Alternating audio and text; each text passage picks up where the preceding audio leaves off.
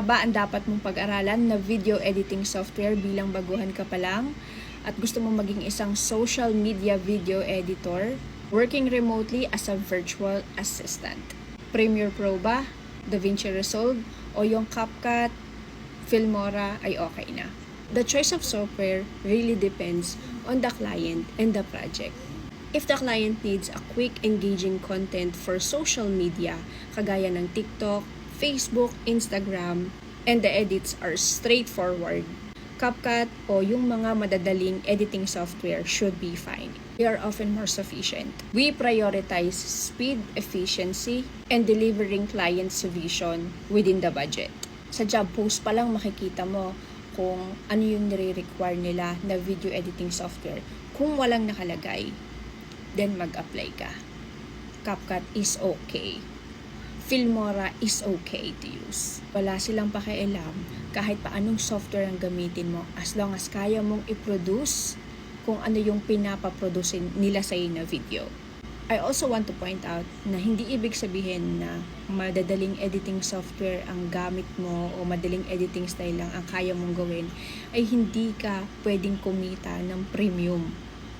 Depende pa rin yun sa client. Dito sa Creative Potion, tinuturo natin kung paano ka mag-upskill para kumita ka 6 digits and beyond. So, gamit yung video editing software mo, kunyari CapCut, plus yung ibang digital related na skill mo, kunyari SEO, social media management, at marami pang iba. Yon ay kung hindi mo balak maging isang halimaw na video editor o maging hardcore na video editor, then huwag kang mag-aral ng Premiere Pro, DaVinci Resolve. Kasi kahit pag-gaano kang kagaling mag-edit ng video, kung hindi naman kailangan sa trabaho mo as social media video editor, hindi ka pa pagpataas ng sahod. Hindi mo naman pwedeng sabihin kay client, sobrang galing ko mag-edit ng video, yung as in technical, color grading. Kung balak mo maging isang hardcore na video editor, tatrabaho sa mga complex projects, yung matututo ka talaga ng advanced na color grading, intricate effects, then pag-aralan mo ang Premiere Pro o kaya DaVinci Resolve.